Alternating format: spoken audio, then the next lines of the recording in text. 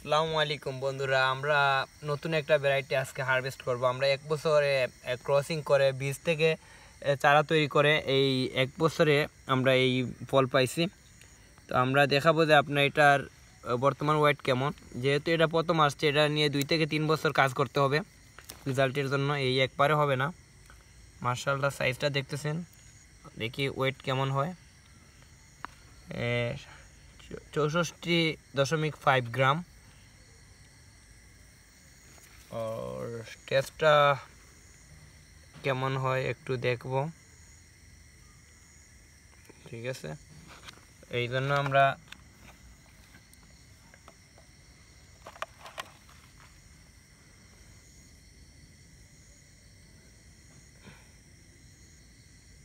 একটা minute wait করতে হবে। দারুণ একটা ফ্লেভার আসছে।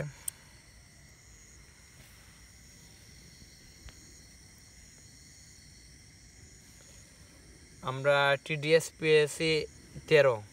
আমরা এই ওয়েদারে আপনার টেম্পারেচার এখন হাই, এই অবস্থায় যদি আমরা 13 পাই, আর গাছের কন্ডিশন আপনাদের দেখাই, প্রতিটা গাছ কি পরিমাণ হেলদি এবং স্টিক দিয়ে। এই যে স্ট্রবেরিগুলো দেখতেছেন, এটা ফেস্টেবল না, ঠিক আছে, এটা আমাদের ক্রসিং করা একটা ভ্যারাইটি, এখনও আমরা নাম উল্লেখ করি নাই। তো এটা স্টিকে আসতেছে এবং ফলের সাইজ দেখতেছেন, এটা আগামীর অনেক বড় সম্ভাবনা হইতে পারে ইনশাল্লাহ। এর জন্য সবাই দোয়া করবেন যাতে এটার আরও ভালো কিছু পেতে পারি।